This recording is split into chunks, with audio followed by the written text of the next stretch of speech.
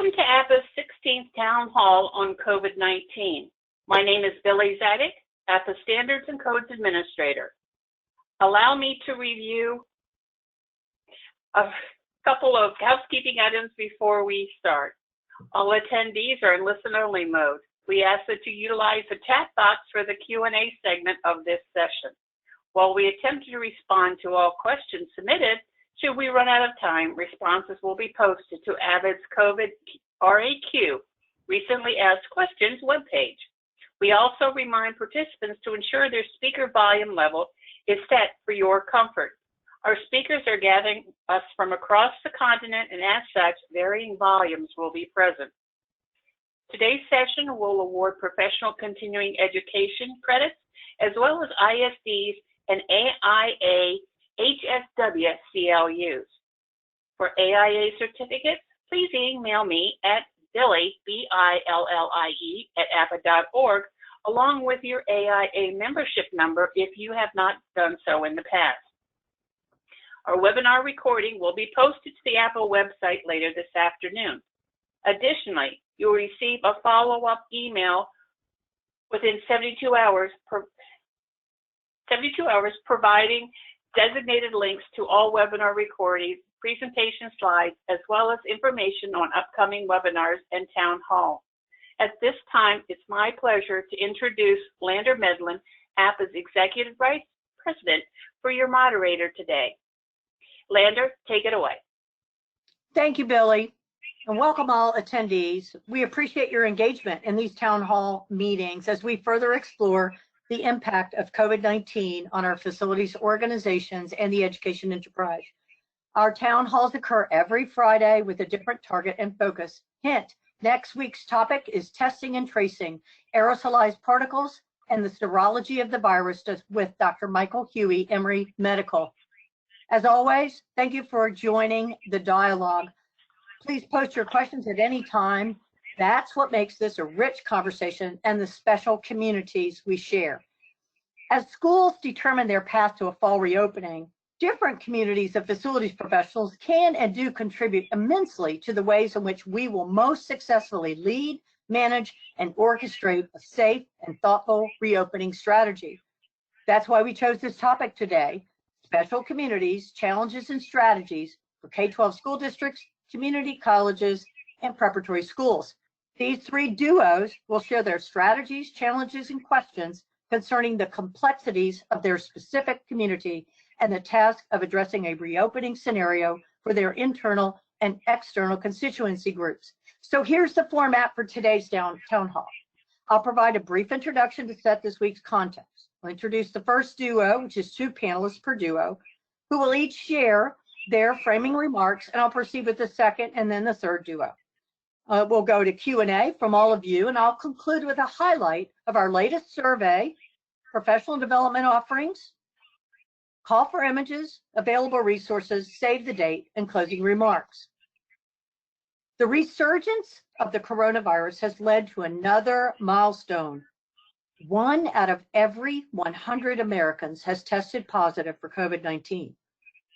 It's an alarming statistic that follows day after day records of rising cases in 39 states, with over 68,000 in one single day yesterday, and totaling 3.5 million cases. 50% of those most recent infections are 18 to 40-year-olds. The positivity rate remains alarmingly high, approaching the double digits. Hospitals are running out of ICU beds and hotspots, with deaths cresting 138,000. And it's likely this is the tip of the iceberg and could be 10 times higher. We have not flattened the curve, we have fattened the curve. We cannot wish it away. The virus is out of control. It will not stop on its own. We must cool it down. Follow the 3 W's. Wear a mask, wash your hands, watch your distance. Then box in the virus through strategic testing, effective isolation, rapid contact tracing, and support quarantine. You can see it's not just one thing that will get us out of this mess. It's a comprehensive response. Economically, this is wreaking havoc on small businesses, of which 44% of all closures will be permanent. 5.4 million Americans lost health insurance in this pandemic, nearly 40% higher than occurred during the recession of 2008 and 2009. U.S. consumer confidence has evaporated in July, and although retail sales increased in June, the virus is threatening those gains. Devastating. Education's face-to-face reopening plans have gotten even more complicated with COVID's rapid spread to date and the raging debate over kids returning to schools, the risk to them and their role in transmitting the virus, and then the limited data and information on that. So still, there remains much preparation from facilities to ready their school. Hence, each of our duos will share their strategies, challenges, and questions for reopening from their particular community's perspective. You will quickly see there is no one-size-fits-all or a simple solution, but rather some patterns and emerging trends you will find immensely helpful no matter your institutional type or size. As COVID has reshaped our very way of life, the road to reopening takes leadership and collaboration, and aligned culture and sheer stamina, no matter the chosen path. Let's start with our first duo from the K12 School Districts. Clarence Carson, Chief Facility Officer, Chicago Public Schools, which is the nation's third largest school district at approximately 74 million square feet. Clarence is a well-rounded and resourceful facilities, construction, and real estate development professional with a demonstrated history of working in multiple industries across an impressive facilities portfolio that has real depth and breadth. As a third-generation legacy in this industry, Clarence is steeped in a hard work ethic, a strong value on education, and a secure understanding in the dual importance of field operation efficiency and administrative excellence. He has a consultant's experience to his repertoire and has an extremely active volunteer life spanning multiple organizations, agencies, and boards. Clarence received both a bachelor's and master's degree in construction management with emphasis in urban and regional planning and facilities management, along with being a CCP certified construction professional and CCA certified construction auditor. The second of the duo is John Shea. He's CEO, Department of Education, Division of School Facilities, New York City, which is the largest K12 school district in the United States, with 1.1 million students, universal pre-kindergarten, a portfolio of 1,405 buildings with a total of 135 million square feet of managed space. John successfully oversees this enterprise by relying on an outstanding team of 250 professional facilities management, engineering, EH&S, IT, and finance staff, as well as 450 professional trade staff, 860 custodian engineers, 1,100 building engineers, and 6,500 cleaners. Prior, John was executive director of facilities for the Nassau County Board of Cooperative Educational Services, the largest regional school district in New York State, and then as a technical manager for the Aramark Corporation and their Educational Services Division. John started his career in the maritime industry as an engineer. He has a BS in marine engineering from the United States Merchant Marine Academy and is a former officer in the United States Naval Reserve. Now, we've met our K12 school districts duo. Now, Clarence. Do I have you, Clarence? Yes, you do. Yes. Okay, so let's hear the strategies you're deploying for the third largest school district in the country, along with some challenges you face with reopening. Clarence? Yep. Thank you, Lander. So today actually is kind of interesting. Today actually we are doing two things here in Chicago. If you're watching the news at this very moment, you probably see our mayor, our Chicago Department of Public Health, as well as our leaders of our district discussing our reopening plan, our preliminary framework, which is being distributed today. So that's going on right now, today, right in this very moment. At the same time, we are also looking at an example of within our school district of our signage package. We're looking to today is a pilot up at one school, which we're going to roll out over all our campuses around the city here. So again, to kind of clarify what we're doing as our strategy, quite typically we as a district, as in most organizations, we have stages of cleaning and disinfection. We have our typical routine cleaning program. We have our enhanced routine cleaning program, which a lot of us have been living in since March, and then also our seasonal deep cleaning program as well. we've been, we recreated or further created that middle one, especially, and really focused on that more recently.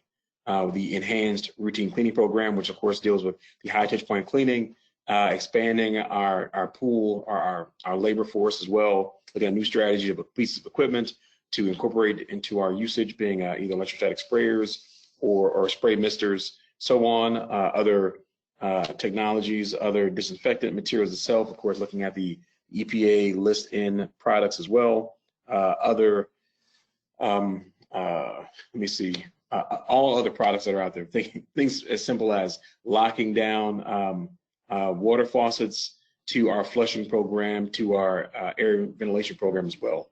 Well, we actually were, I think, the second school district, I think, in the nation to kind of get hit pretty hard. I think Seattle was first. I think we had our first case, I think it was March 7th was our first case of COVID-19. I think Seattle was first and then us. We had to do a deep cleaning program at that time. Within our district itself, of course, we have 600 or so campuses. We have about 1,100 buildings, about 74 million square feet of space, and about 3,500 employees as well that we are that we hold and we use to clean on and maintain all our buildings. You can imagine with all their input, all our managers' input, we are going through all the opportunities, efficiencies for our district. This slide here just shows simply the different dynamics that go within our department, everything from the BAS systems, recycling, sustainability programming, our labor force, our quality assurance project controls program, our operations, and also our environmental health and safety program. You go to the next slide if you like.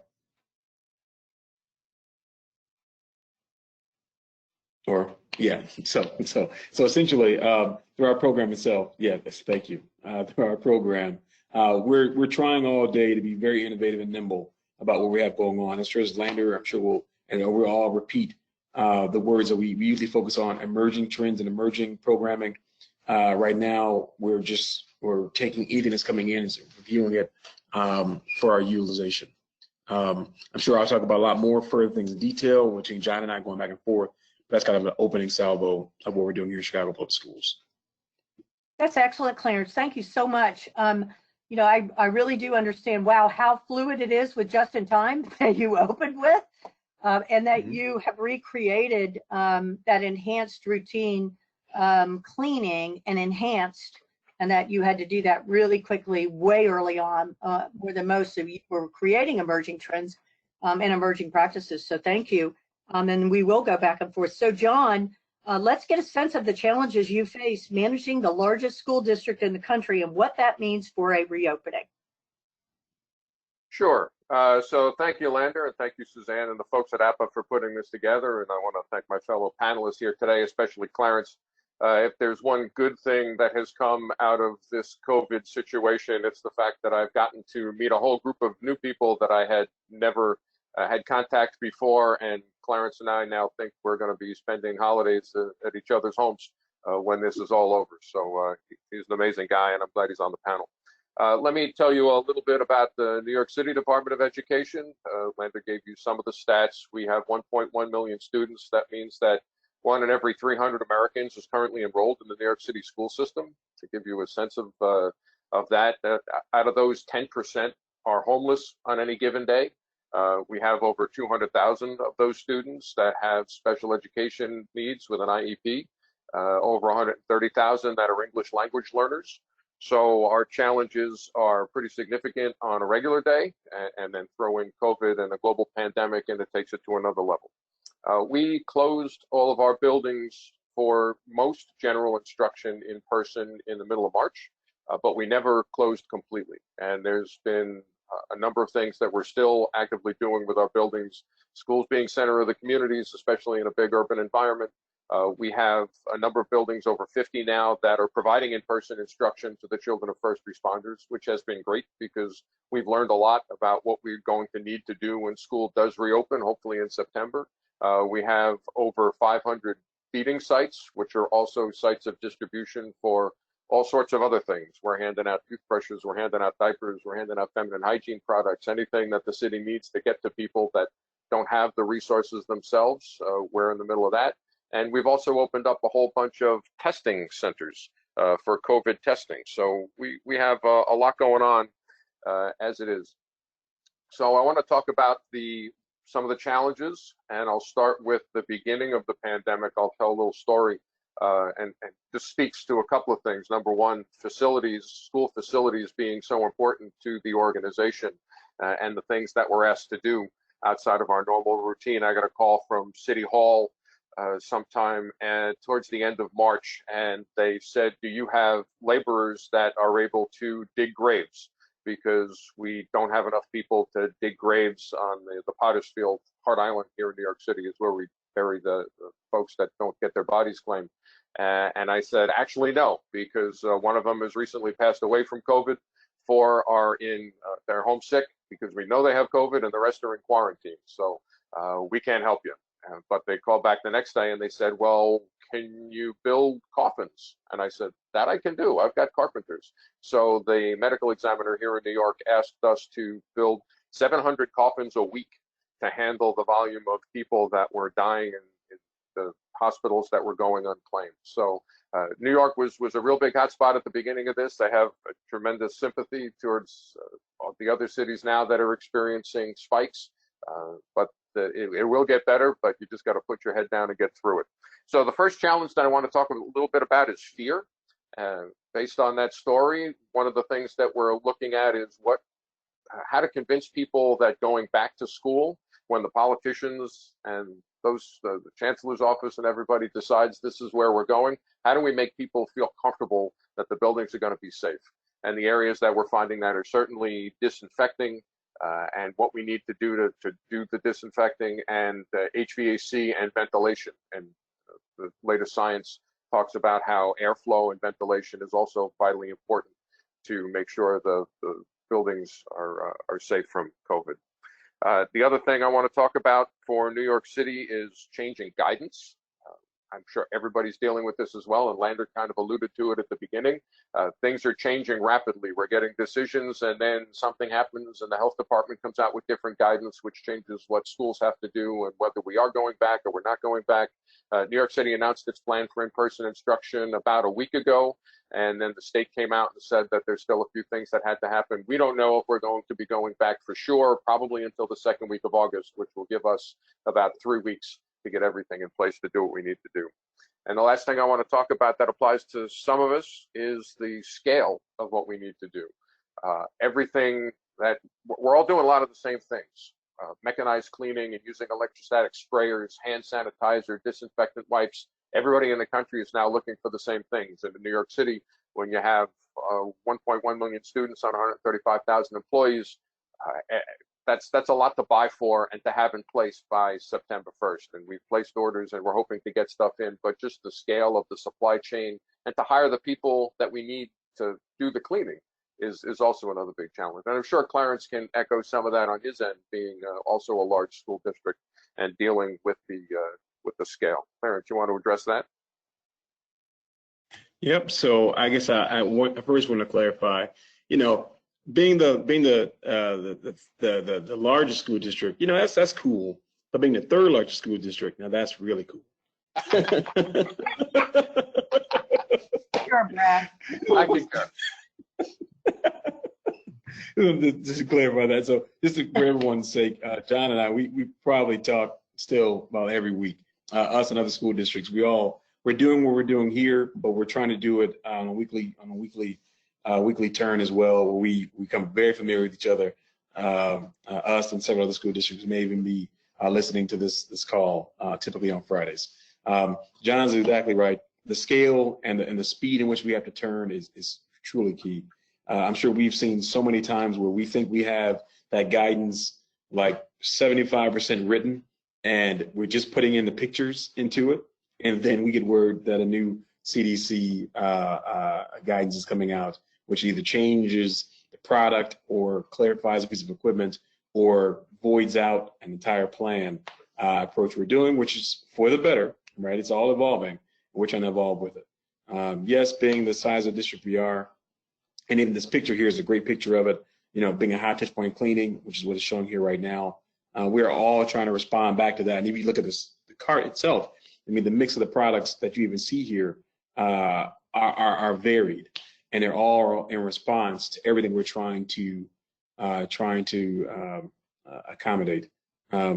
I can recall just thinking about some of the more early CDC guidances that were coming out that we had to respond to, as in the chemicals we're using, the list in chemicals, disinfectants that are being used, as well as even they talked about initially the routine cleaning programs that we should be utilizing.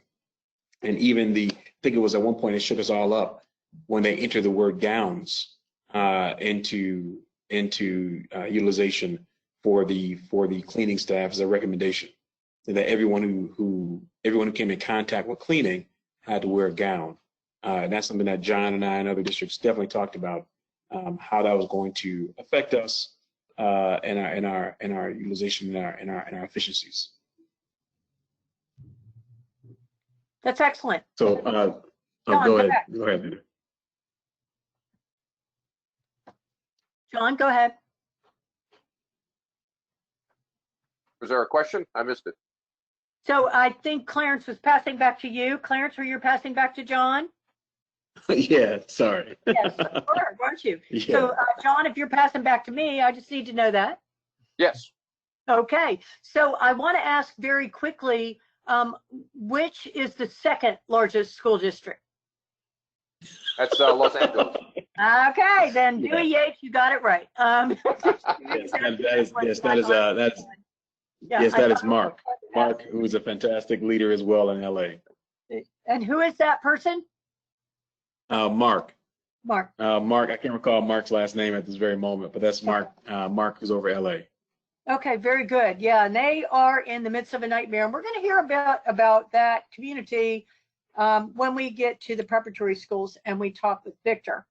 So Mark Holbetter is his last name. Okay, very good. Mark Holbetter. Okay. Excellent. Okay, so I am going to move to our second duo, as we will have questions coming rapidly.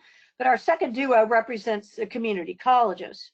James J.B. Messer, Vice President and Chief Facility Officer, Community College of Allegheny County in Pennsylvania. JB was formerly the Director of Facilities Management for the Oklahoma City Community College, and prior was at the University of Oklahoma in Utility Systems and Power Production Management. JB is presently active with the Department of Energy, Better Buildings, and Pittsburgh 2030 District, the Green Building Alliance. JB co-chairs APPA's Community College Engagement Group and was a former president of the Kappa region and recipient of APPA's Meritorious Service Award. He has authored numerous articles and received many prestigious awards in sustainability and energy efficiency. JB is a licensed and certified nuclear engineer with the U.S. Navy, where he served 21 years. He earned his BS in organizational leadership and an MS in business management. The second of that duo is Tony Guerrero, Associate Vice Chancellor for Facility Services and Campus Operations at University of Washington, Bothell, and Cascadia Community College. Tony has been in facilities management for over 36 years. Tony began working in higher education in 2000 at the University of Washington, Seattle campus as the Southwest Maintenance Zone Manager. He has been in charge of the University of Washington, Bothell, and Cascadia College campus since 2003. Tony has served as PCAPPA President, Junior and Senior Representative, and its Secretary Treasurer. Tony has worked on many special projects for APPA throughout his career. He now serves on the Executive Committee of APPA as Vice President for Member and Community Engagement. He has also served as President of PCAPPA's local chapter, Northwest APPA. Tony has a certificate in facilities management from UW Seattle, a bachelor's degree in business from UW Bothell, and an MBA from Seattle Pacific University. He has earned 2 professional credentials, the CEFP, Certified Educational Facilities Professional, an APPA professional designation, and the CFNM, Certified Facility Manager. Tony is retired from the Air Force Reserves after 20 years. Now, we've met our community colleges duo. Now, JB, let's see how you are working through your scenario for reopening and what challenges have emerged. Okay, thank you, Lander. And thanks to APPA for hosting these weekly town halls. They have been a great resource for all of our peers across the country and all of the panelists, past, present, and future, because us working together like this only makes us better as a team. Some of the things I want to talk about today is just kind of a framework of where we started and where we are today. And for us at Community College Allegheny County, it all started with information coming from the CDC and those guidelines that were provided by the CDC. And I'm going to give you a resource, and everybody that's out there listening, attendees, if you go to our www.ccac.edu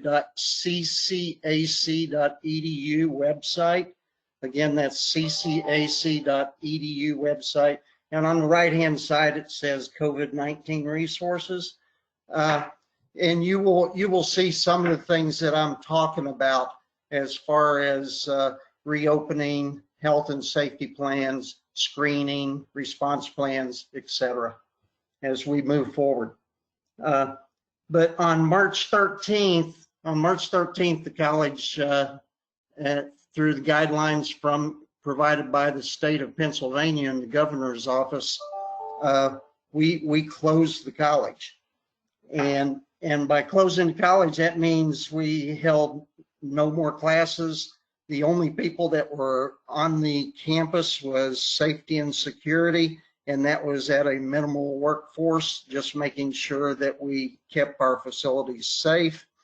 And then we designated certain personnel within our supervisory teams that came on the campuses and did system checks just to make sure everything was operating okay. But a lot of our systems we could monitor remotely through our building automation systems, so that helped also. So we closed on March 13th, but what that did for us is it allowed our IT group to start a process of working with faculty and staff, and of a week later of starting classes virtually online.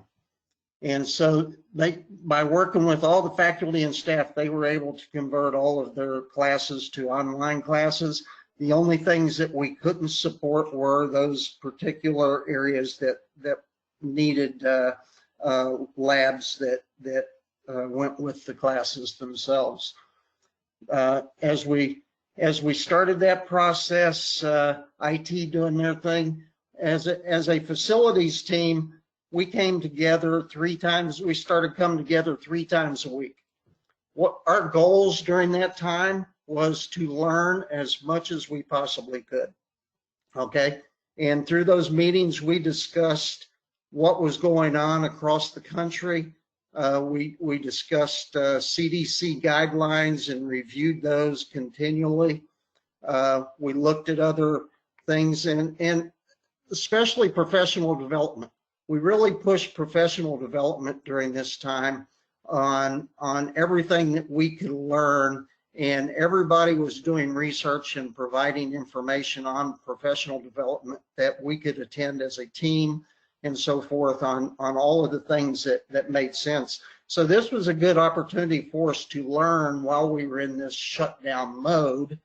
But all the while this was happening, our president's cabinet, we were meeting once a week for about 2 hours to 3 hours and looking at how we were going to move forward, okay?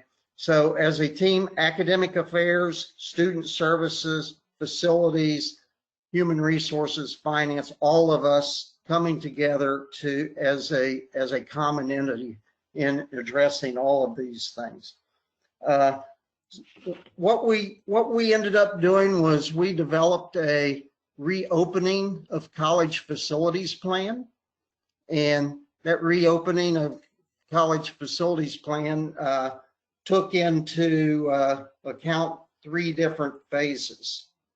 And those phases, I'm getting to it here now. Yeah. And those 3 phases were phase 1, which was a return to buildings restart protocol.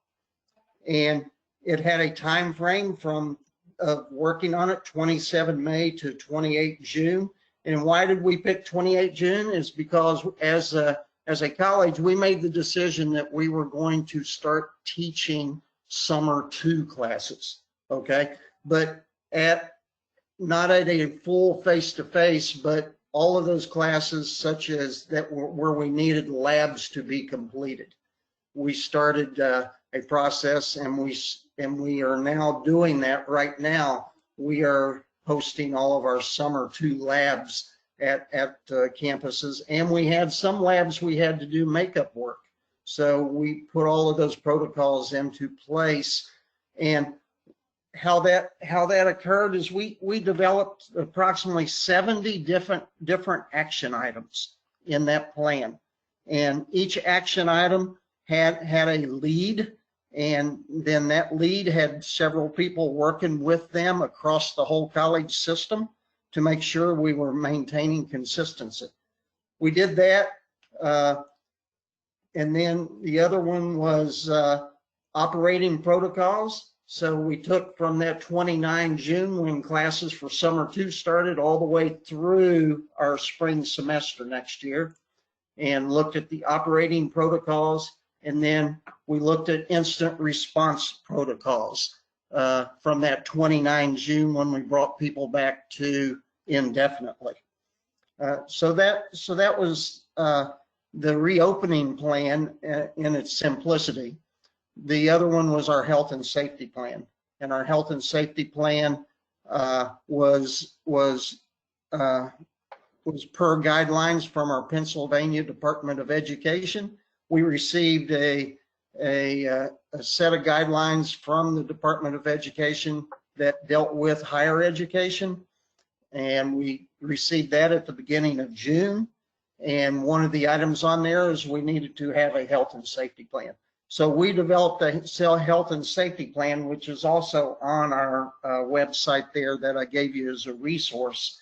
And through that, and we work with our Allegheny County Health Department to ensure that all components of our health and safety plan are operating well. But I'll tell you some of the challenges that we've had is, one, it's a moving target. Every day is a new day. We get new guidelines. The shifting of number of cases, how it's affecting our communities, how the county responds, how the state responds. So all of those things come into play because we aren't thinking of these things on our own. We are making sure that we are keeping our communities safe by following the guidelines that are provided. Another item is development of protocols, okay? And those protocol development, making sure we're consistent from getting from point A to point B on everything that we do. So getting that consistency on those protocols. Another one was brought up before was procurement.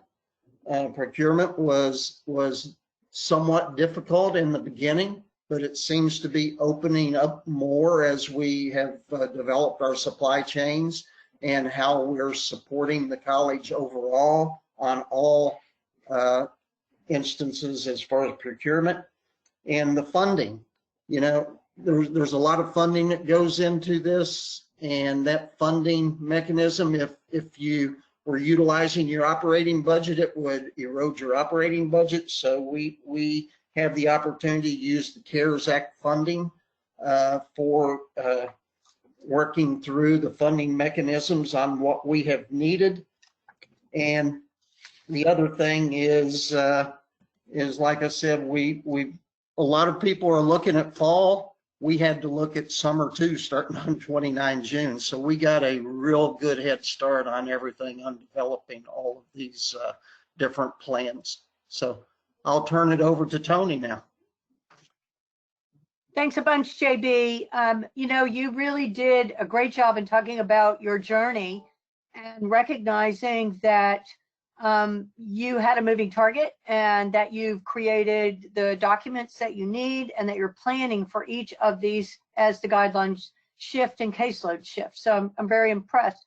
And also, something I want to commend is the huge learning that you knew you needed to do in the beginning and the professional development that your team would need to have. And I really commend you for that. Sometimes we forget, we just go at it and we don't step back from it. So good for you. So Tony, what I'd like to do with you is let's now get a glimpse into the issues you face with 2 campuses and the things that we can learn from your experience so far. Tony? Well, thank you, Lander. We are a branch campus of the University of Washington. We're located about 11 miles north of UW Seattle.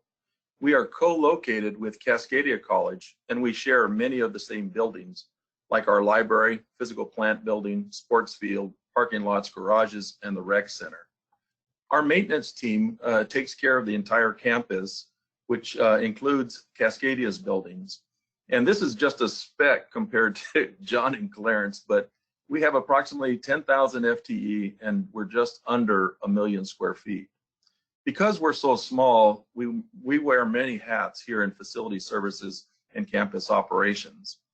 The areas include campus safety, emergency management, EH&S, events, mail services, transportation services, maintenance, sustainability, grounds, our move setup team, and our custodial team. Out of all those areas that I've just stated, there are only 2 which are sustainability and events that do not also serve Cascadia College. To make things more complex, I spoke a little bit about our library. The library and its employees are University of Washington employees, but they all receive their instruction and direction from the UW Seattle library system. Our campus library also takes some direction from Cascadia College as it serves their students. Then comes the pandemic. We have a great working relationship across the campus, and we do our best to manage all the wishes and directions that we receive from all 3 entities. For COVID, we are now meeting twice per week on all the topics pertaining to the virus. We also have great support from the University of Washington Seattle Facilities Group, as well as UW Seattle Environmental Health and Safety. I am honored to be on the UW Seattle's Back to Work Committee, where they have some fantastic meetings and they produce some great products that I'm free to also use to take bits and pieces or the entire policy and procedure which they may be discussing. I'm also able to connect with my colleagues back at UW Seattle in the maintenance and the building services area in order to go ahead and see what they recommend or what they're purchasing. UW Seattle Facility Services has assisted us greatly in finding vendors for those scarce items that we've all are hunting for at this time. We are too small to go ahead and have our own professional engineers, but we do have the luxury of using UW Seattle's Facility Services Campus Engineering Group for questions on HVAC, our filters, and keeping that stagnant water at bay.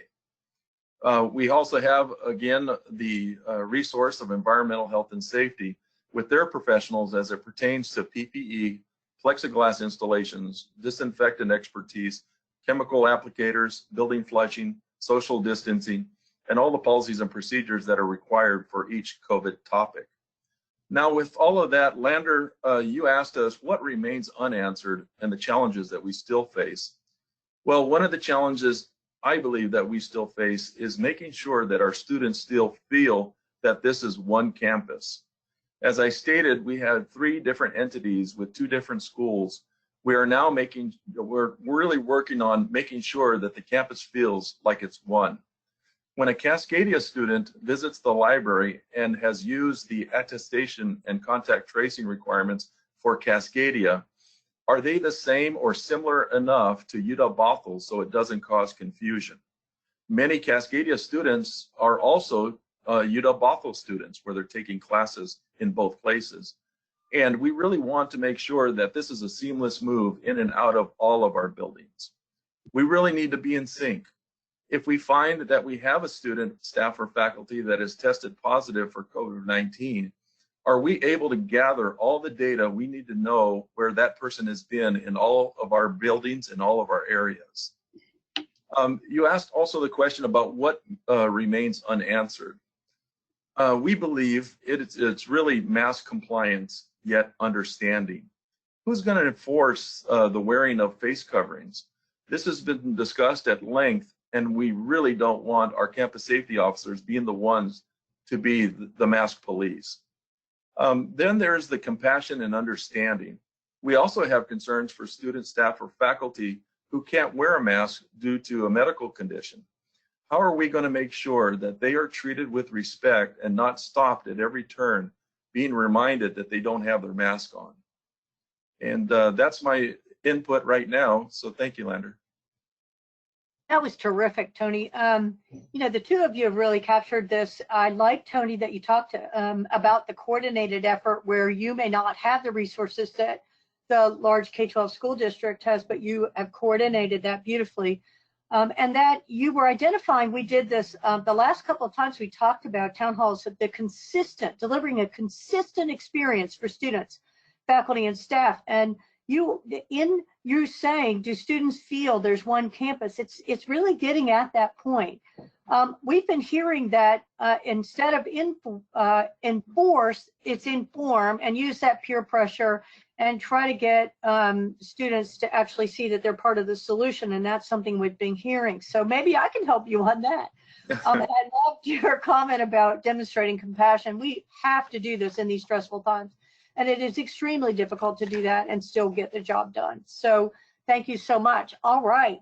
So now I'm going to move to our third duo that represents the preparatory schools community. And now you're going to see scale. Connie Simmons, Senior Manager of Events and Services, Phillips Exeter Academy. Connie has held a variety of positions over 24 years.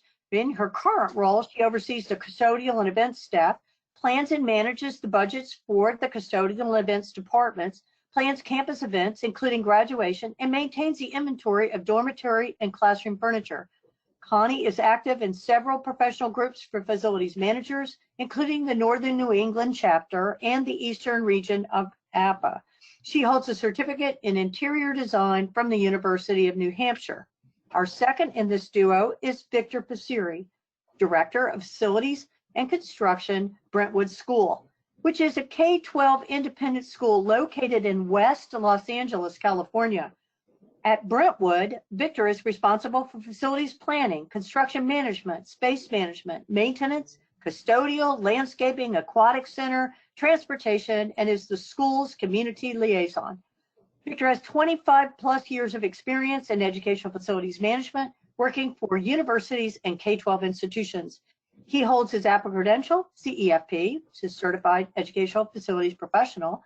Victor serves on the PCAPPA board as president-elect and is a BOK, stands for Body of Knowledge, APPA Content Coordinator for Part 1, General Administration and Management.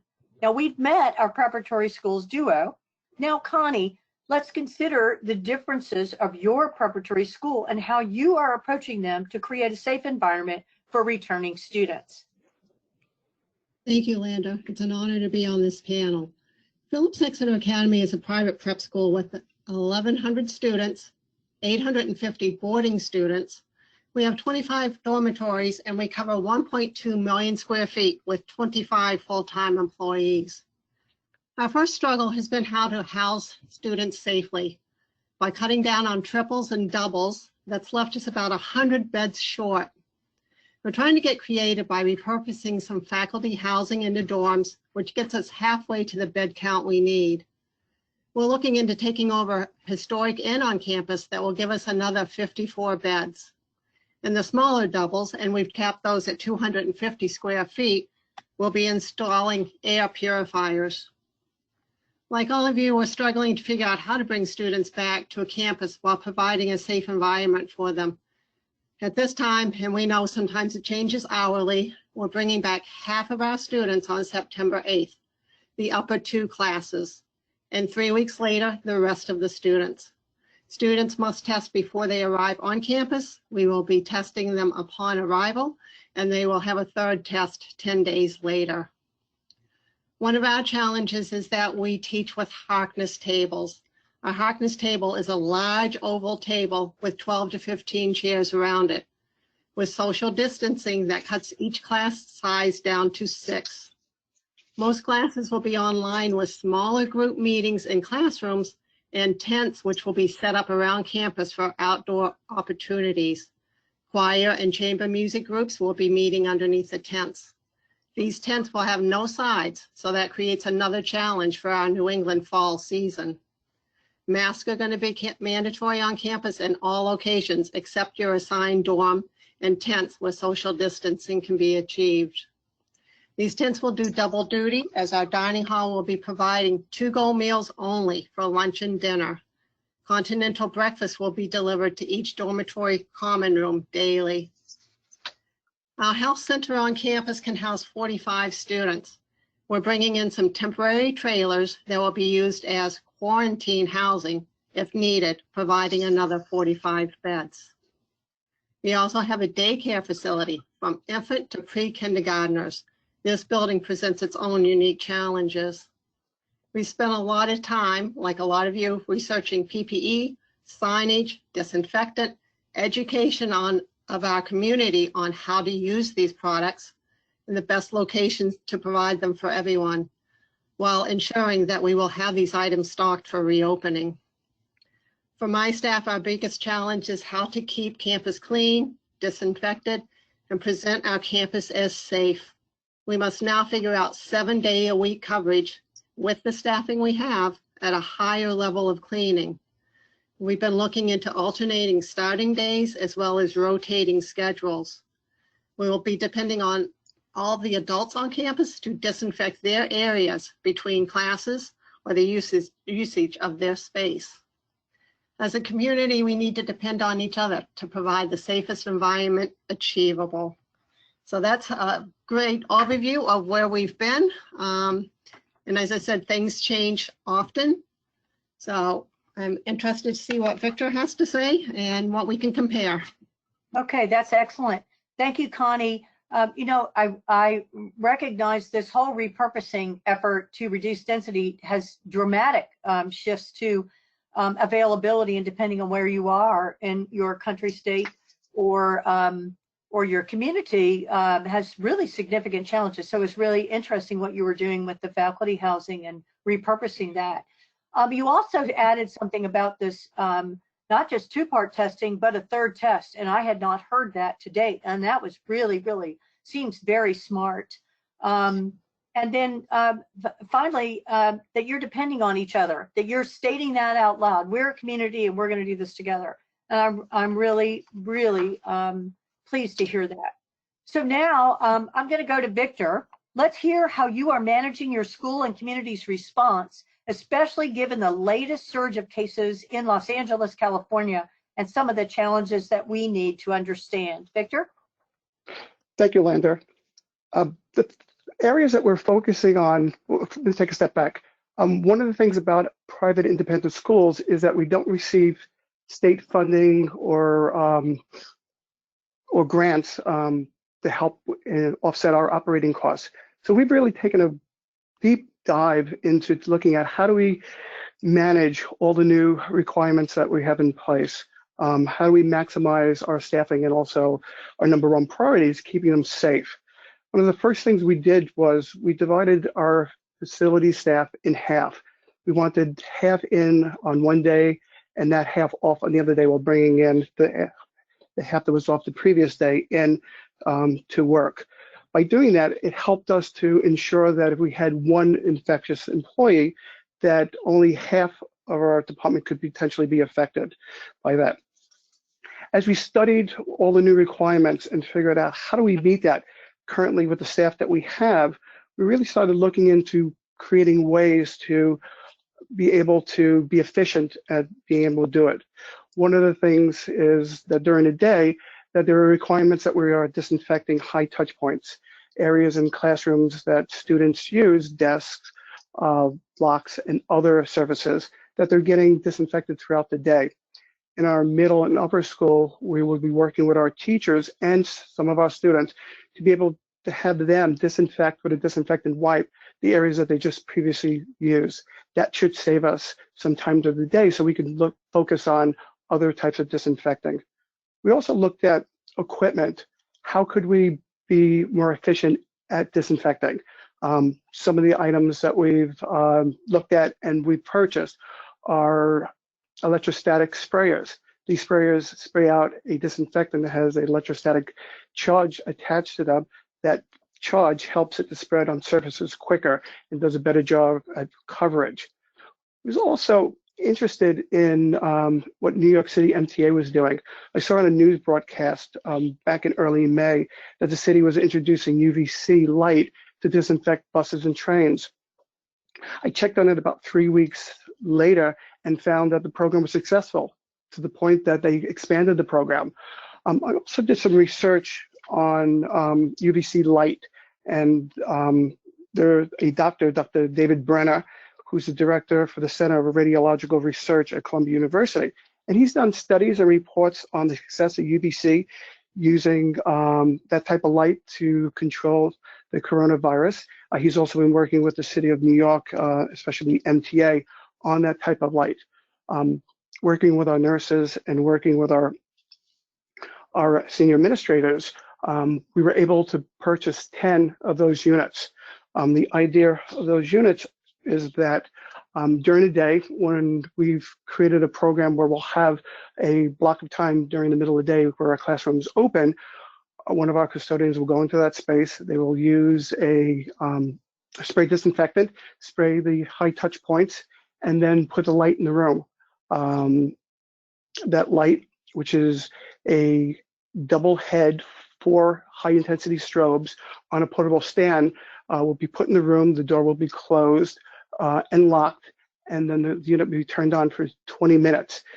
By 30 minutes, the room has been disinfected and ready for students to reoccupy it. We're also planning on using those units at nighttime. When a custodian staff member goes into a classroom, they will use it using a combination disinfectant and cleaner to clean surfaces. Once they're done, a unit will be set up in the room. The room will be locked. The unit will be turned on for 20 minutes, and then that custodian will be cleaning another space. At the end of 20 minutes, that will be removed, put into another room. We believe the 10 units will be equivalent to having 10 additional custodians, and also have the ability to disinfect spots that we normally wouldn't disinfect: carpeting, walls, and other surfaces that the light will touch. We definitely see that as a saving in manpower, but also savings in chemicals. We require less chemicals to be used because of the light.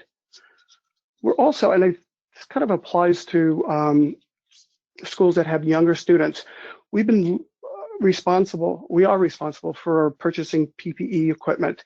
We'll be purchasing medical and also non-medical grade PPE. One of the things we found very interesting is that there is a new product. It's called Clear Mask, and the mask has a clear panel in the front, and it allows students to be able to see the teacher's mouth. For lower school students, it's important to be able to see the movement of the mouth to help pronounce a word. It's very clever, and it's also something that would be beneficial for foreign language classes. So we've ordered that in addition to our other supplies, which we are currently stockpiling on campus. We've also have spent quite a bit of time of installing as many touchless surfaces. The few remaining faucets we have on both campuses have been changed to touchless faucets. We have touchless towel dispensers. We have devices we're putting on the door, so instead of touching a doorknob, you use your foot to open and to close the door. And our water fountains are being converted to touchless bottle filters. We've also installed in our classrooms touchless hand sanitizing stations. So when you walk into a classroom, right next to the door, there is a hand sanitizer. Students are expected to sanitize their hands on the way in to class and then on the way out. We have those located throughout our middle and upper school and in many common areas. We also purchased 29 self-contained portable sinks. In our lower school, there's a safety concern about sanitizer and young students. So instead of putting hand sanitizer stations next to the doorways, as we've done in our other divisions, we're putting in these self-contained sinks that are right next to the front door. Teachers are responsible for teaching and monitoring student hand washing. It's much safer than having them use sanitizer throughout the day. We've also started looking into all our HVAC systems. Our newest buildings have the ability to bring in 100% fresh air and exhaust to return air. Some of our other buildings also have package units that are able to do that, and air handlers that are able to exhaust the air and bring in fresh air. In our older classrooms, we are installing exhaust fans. Instead of circulating the air in the room, we want to be able to constantly exchange the air multiple times in each room that doesn't have the ability to dump its exhaust air. We're also evaluating self-contained advanced HEPA filter systems for classroom use. We've heard the best practice is continuing changing the air in the room, but we've also heard some good things from a couple of doctors who use that type of unit in their practice to be able to filter the air. Still gathering information on it. Would love to understand the pros and cons using advanced HEPA filter systems.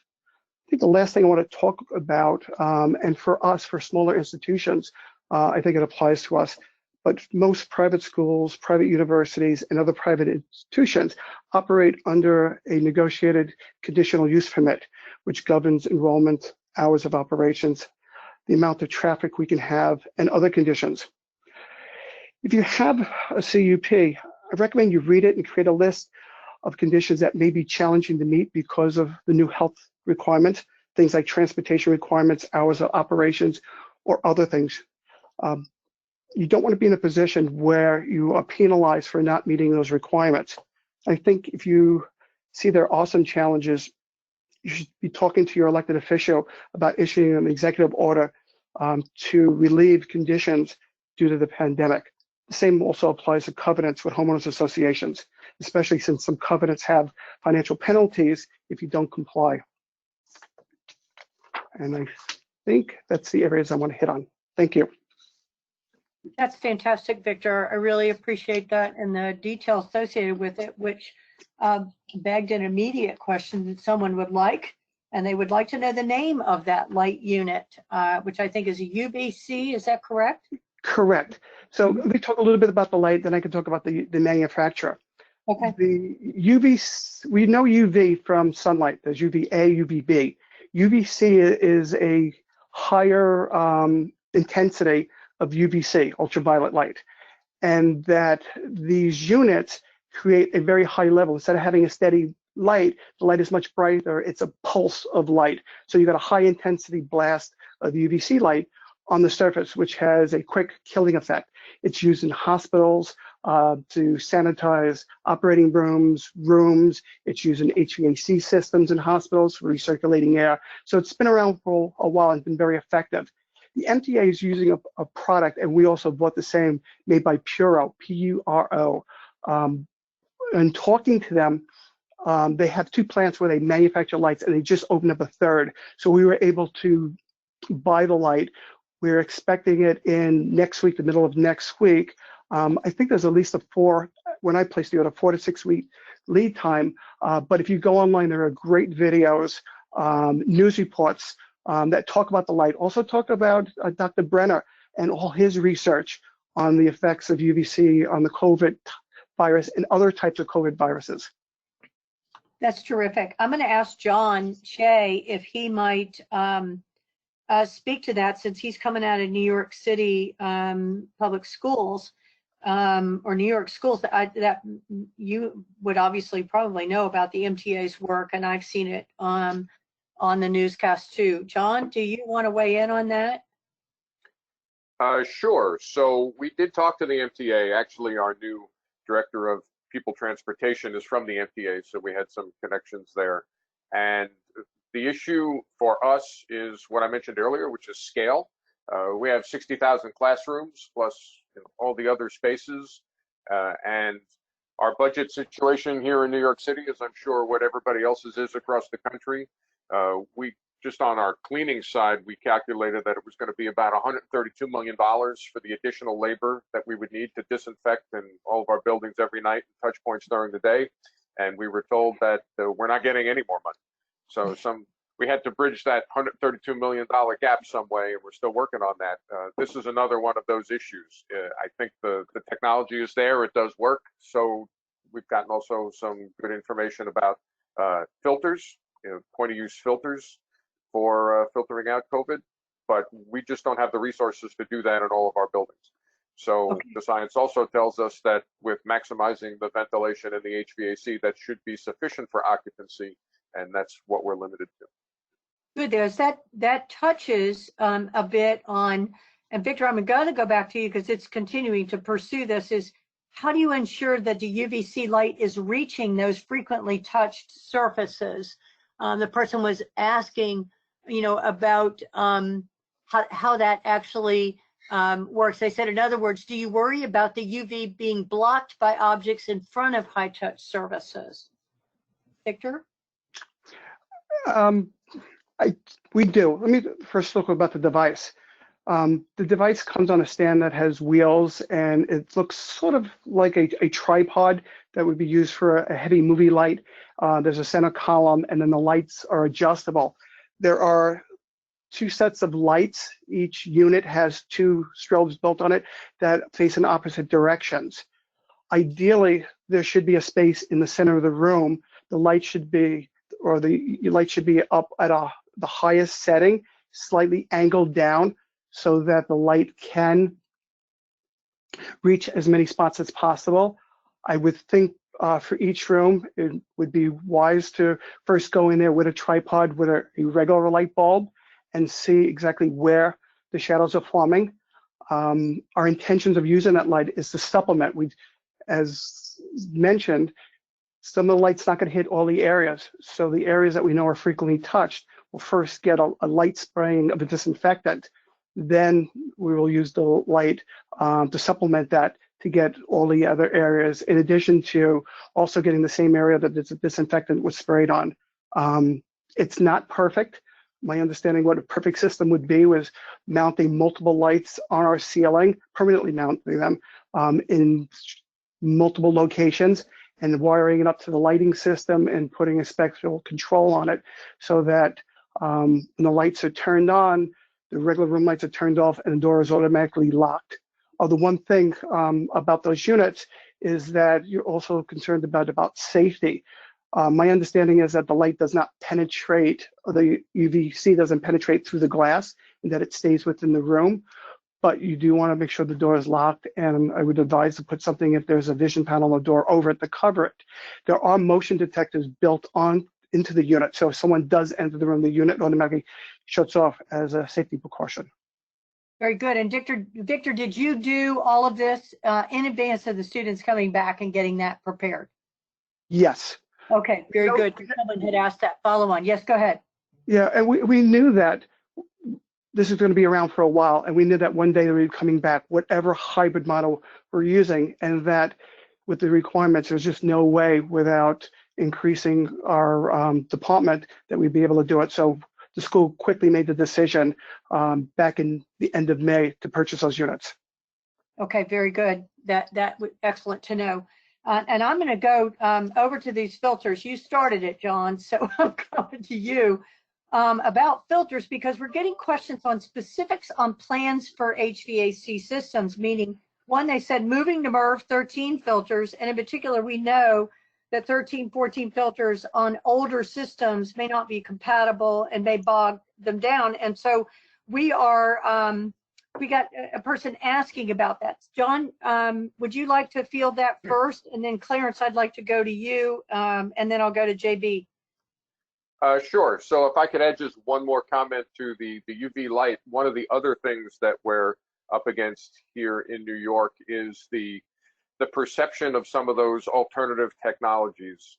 And UV is one, and another one is the ion protective coatings, BioProtect and those kinds of things, which is another technology people have asked us if we're using. And one of the struggles we have is it's almost like magic. You know, the ion coating is something that you spray on, and then the scientists tell you that viruses and particulates like that don't stick to anything, and it makes it safe. But there's no way to actually prove that. Same thing with UV. It's like a magic box that you put in there, and even though the science tells you that it's doing something, there's still the public perception that they don't trust it.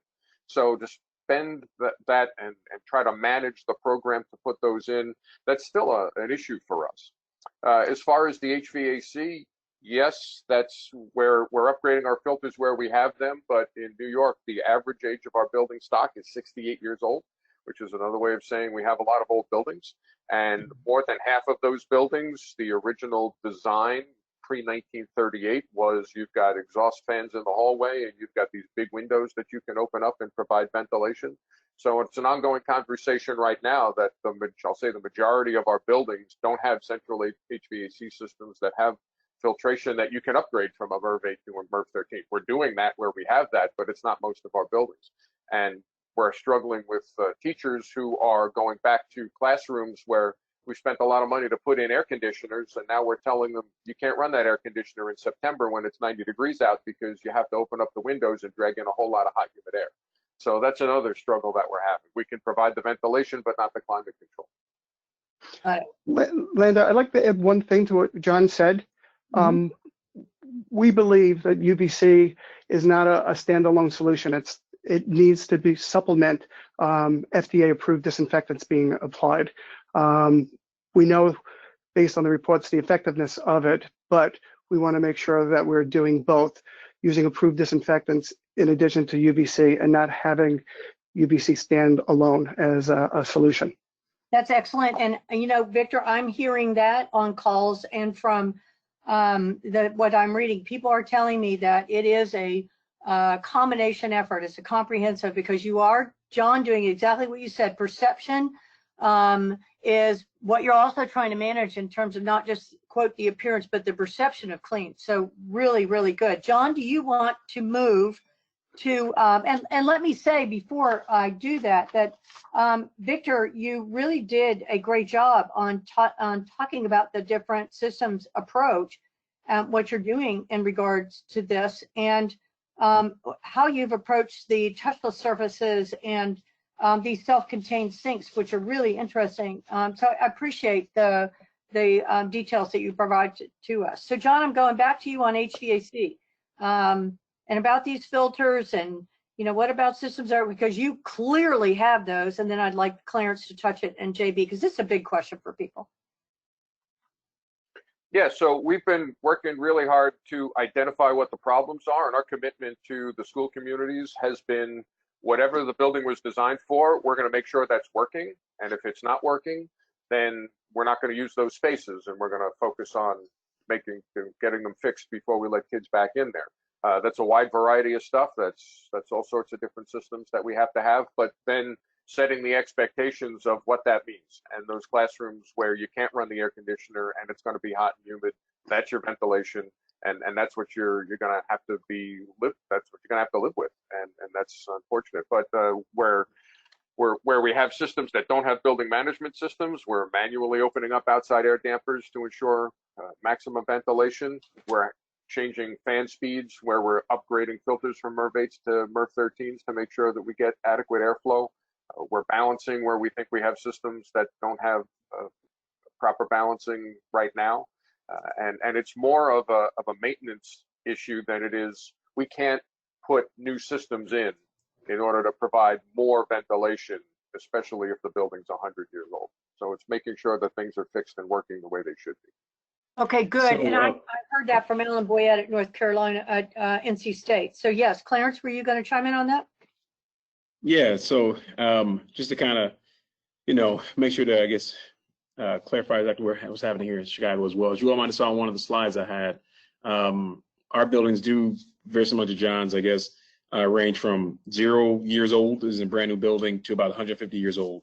Our average age building is about 80 years old here in our district as well. So just like in New York, and just like in some other major school districts, we have complex systems. Every one of our buildings are not the same. So we are looking at our HVAC system seriously everything from the BAS systems, the ones that we have that are automated, and also the manual systems as well, to make sure we're getting the amount of cycles of air, fresh air into our buildings, which we know that using a MERV 13 filter would somewhat starve out. Even though at the same time we know that it's part of the CDC guidance, as well as ASHRAE and as well as others, as well recommendation, that is not a one-size-fits-all scenario for all of our buildings, because they can't maintain that. They'll be strained out. We won't be able to have the proper airflow for our buildings. But we are focusing on that. We're focusing on our engineers as well, having proper training to be able to maintain all these systems. At the same time, we are not looking at using UVC right now. That's not something we're looking at doing. You can imagine, I totally get it from Victor's standpoint as well for his campus, but you can imagine for us it's scale. So to be able to have all those towers and all those scenarios, up all those stairs, up inside of all those classrooms, we have in our district about 52,000 rooms. I know John said he had, I think it was 60,000 classrooms. We have about 50,000 rooms, which are offices, cafeterias, gyms, and so on. And we have somewhat about 20,000 classrooms for us to manage. You can imagine how many UVC machines we would need in that case, even if they're in the mechanical systems, which again are varied across our entire portfolio, to the smaller mobile units we'd have to have wheel around our schools, which is just really difficult, which have their place, but right now that's not what we're looking at buying. We did look at buying, though, as part of our disinfection program, though, spray mister machines for different various reasons. Just to touch upon them really quickly, yes, we've all seen the backpack machines, we've all seen the handheld machines. We looked at a mister type machine, but it had wheels. It almost looks like more of a vacuum cleaner system versus the Ghostbuster pack system that you can imagine with your eyes, the electrostatic sprayer scenario, or the, I do these for these visuals, or the laser gun scenario with the handheld electrostatic sprayer as well. Again, because you look at those packs that are on your back, they're about 35 to 40 pounds when they're fully filled, which is all of our goals for efficiency, which is very heavy. We have people of all different ages and sizes and strengths having to carry that for hours on hand. That's not something we can manage with our 2,000 custodians that we have on a daily basis. And then the handheld devices, all the recharging and refilling, not very efficient, but the spray mister device, which has wheels, which can go upstairs as necessary, because every one of our schools don't have elevators, something we totally are looking to use. And we're looking into all other devices as well to use. I wanted to highlight one other thing, and I know that I'm sure we're running on time. When it came to some of the other things we were looking at buying. So again, we bought 1.2 million reusable cloth face masks, which are 3 per every student. 3 per every student and staff. We have 355,000 students, 50,000 staff. 3 because they typically last for about 3 months with washes.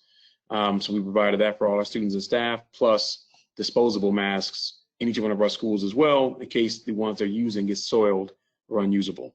At the same time, we also purchased 42,000 hand sanitizer dispensers, which are alcohol-based dispensers with at least 60% per CDC guidance. We all have our opinions about the risk factors of that being used, but we found it to be highly valuable for us to do that. And we're looking at the idea, looking into making our own product as well as procuring it, because we just can't live on the market having to do it that way. Only 40,000 containers of wipes, disinfectant wipes. So every classroom will get disinfectant wipes in them for the high touch point usages, because the people have to take their own responsibility for their usage. And again, 22,000 infrared thermometers. And we're also looking at hiring nearly 400 additional custodians. That's something that I know that John indicated, that we all have our challenges financially, but for us, something we have to do, we're capable of doing as of today, capable of doing this, hiring 400 additional custodians spread out over our 600 campuses. That's good. A lot of information. Wanted to throw it out there for them. No, that is excellent. And you've answered some other questions that folks had. I am going to ask JB now if he could, because it's a different community, about the HVAC and what your thinking is on this, JB. Yeah. Lander, during our professional development phases of getting ready for reopening of the college facilities. You know, we looked at things such as the UV lighting as a resource. We noticed some areas are in the city of Pittsburgh, such as our transportation department and so forth for the train system, and utilizing those. And you know, that's something that we made a decision not to move forward on. But we have the same challenges as everyone else as far as building age, HVAC system makeup of what they are as far as the types of systems, outside air challenges versus just having window units in some of the older buildings that are over 100 years old. So I think probably our biggest ally has been communications throughout the process, and our protocols that we have built into addressing a lot of the concerns and communication of that. And that is providing with our academic affairs, doing staged block scheduling of classes that allows us to get in there several times a day to clean and disinfect. And then also providing in each classroom all of the required items such as hand sanitizer, spray and wipes and so forth for those who feel that they need that little extra. So I believe that where we had the challenges on the types of filter systems and having to do retrofits on systems in order to be able to accommodate those types of filters, I think we have done a real good job of counteracting that with providing other services that made up the difference. That's excellent, JB, because that really did speak to some of the protocols that you have in place that a number of others, all of you were doing a great job in talking about your disinfecting and disinfection processes, which someone had asked about, and the ways in which you had gone at the supplies you need, this PPE supplies, especially at the big districts, and what you've done. If you have, because someone asked whether if any of you have developed safety training protocols or your posters, signage, or any of these, if you could shoot them to us or give us your website. JB, you did already, or tell us, point us in the right direction, and we can get that posted on our website for the people that were asking this, because I did get asked a lot of questions about this. I definitely, so I can, on signage, I just say that I definitely can here in Chicago. I'm actually on a walkthrough, as I've indicated to you, Lander, right now regarding signage. It's non-slip resistance, signage, types for the exterior, as well as for the interior as well. So all the different materials, 6-foot distancing, which way you're walking, cutting off the stairs, making one-way stairs versus dual stairs, dual traffic on the stairs, and so on. So yeah, we could definitely share some of that. Okay, yeah. That's great. I would really appreciate that. And Connie, I want to ask you a really different question. And you could say you do or don't have this, because you do have residence halls, and that is, what is your quarantine process? Can you describe, or do you have one of those in place, Connie? We do have one in place, and as I said, we're going to do the 3-level of testing. But if someone is suspected, they will go to our health center first. As I said, that's got 45 beds. We have a resident doctor there, and it's staffed 24 hours. If by contact tracing we find out that it's from a dormitory, we will move that floor into our trailers, which would be a quarantine for the 14 days.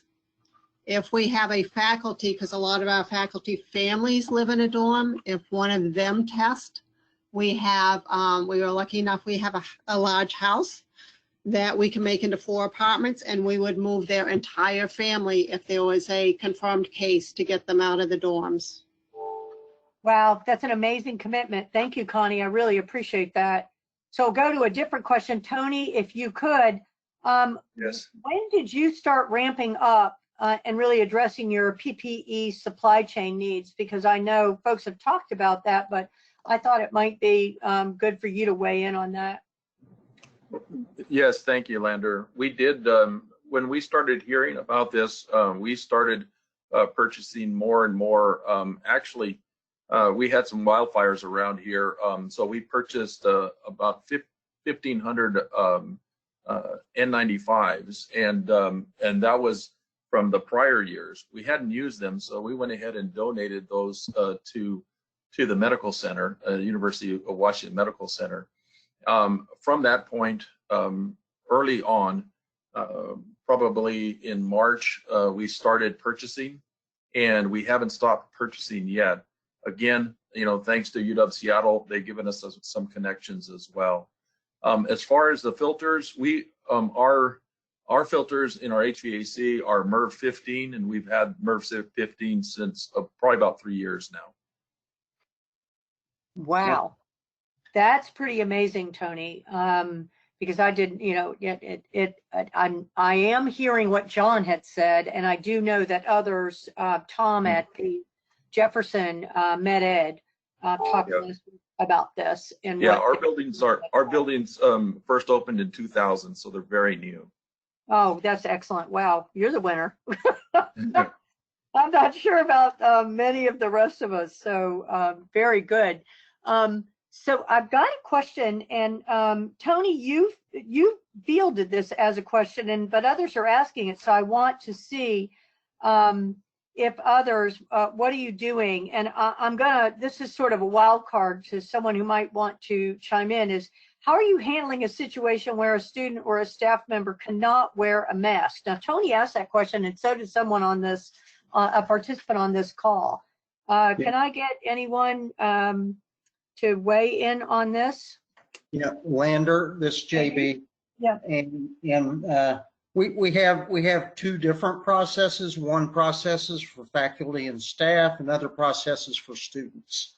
Okay, our students, our protocol and process is going through our student supportive services and getting evaluation and getting approval through them. And then the other one is for faculty and staff, going through our human resources to address the possibility of not being able to wear masks. But we're also providing them other opportunities, okay? Other opportunities such as face shields or other types of masks that are different in makeup. So that's how we're dealing with it. Okay, excellent. Did anybody else want to chime in on that? You don't have to, because I've got a bunch of questions, so I'll keep moving then.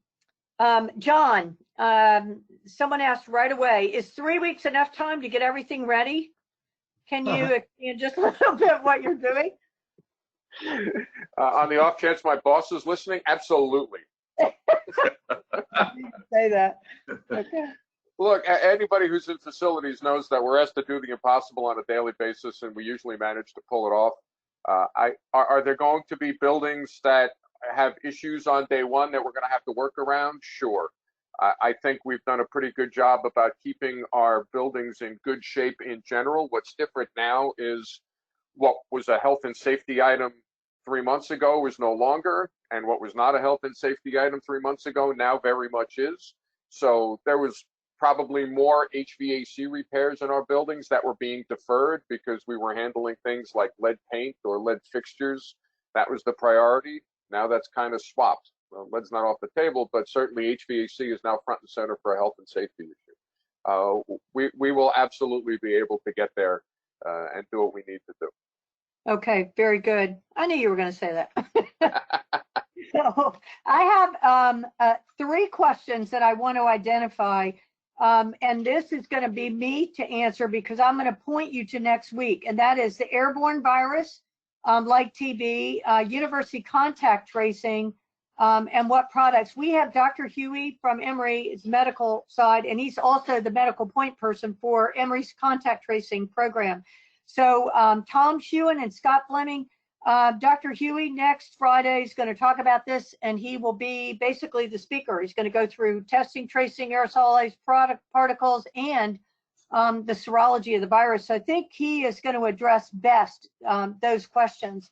And then I can answer the question about anyone using sewage testing systems, and that is, I know that the University of Arizona has purchased that.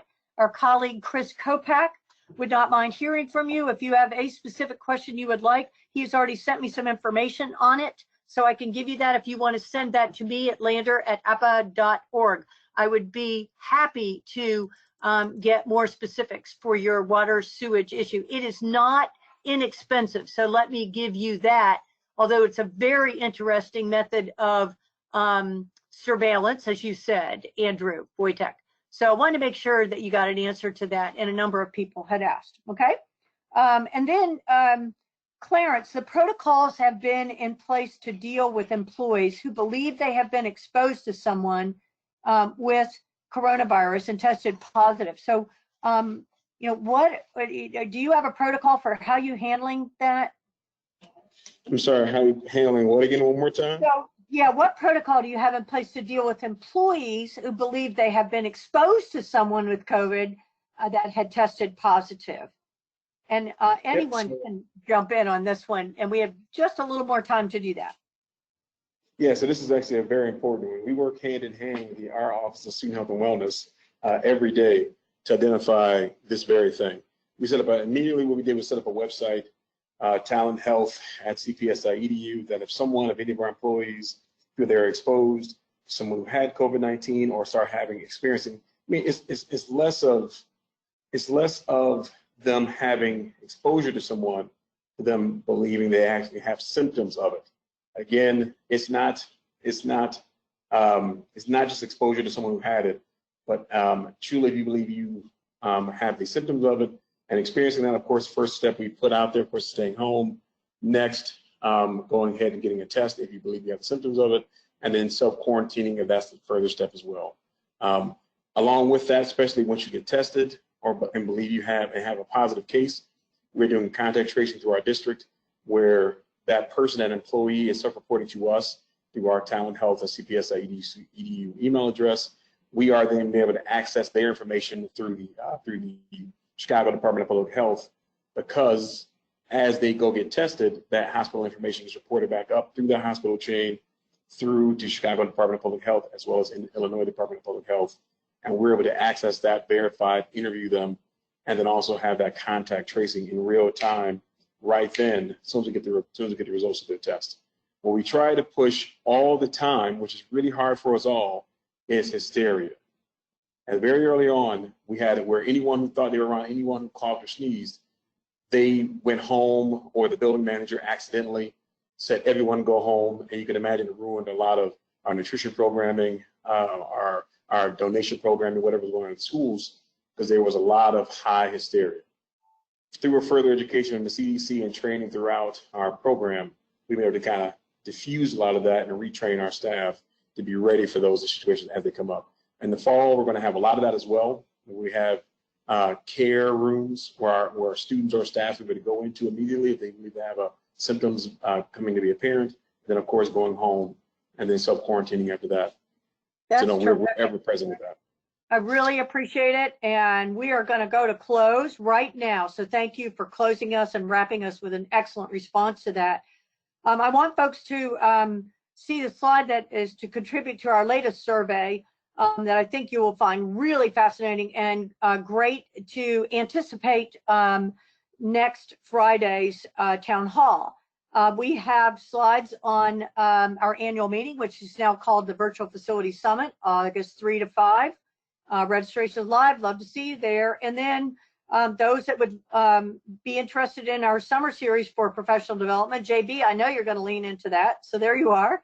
And then and a slide on available resources, our standing call for images, and the save the date that I mentioned earlier about Dr. Huey and testing and tracing aerosolizing particles and the serology of the virus. You He did a great job last time, and he's going to be the total feature for that. And we are going to have opportunities for lots of questions, but he's going to answer a lot of questions for us, especially when circumstances are dire and consequently so stressful. You can still lead with optimism so your team stays resilient amidst uncertainty. How? Be a role model and choose a positive mindset. It helps everyone foster a sense of connection with each other. Then connect that positive energy with their achievements. I recognize you are under enormous stress and things are insanely difficult right now. Yet as leaders in your organization, you have an opportunity to set the conditions for a collective positive outlook on your team. Take advantage of it. You need it, your team members need it. In the words of William James, the greatest weapon against stress is our ability to choose one thought over another. Choose wisely. Good day and have a great weekend. We hope to see you next Friday. Thanks to everyone.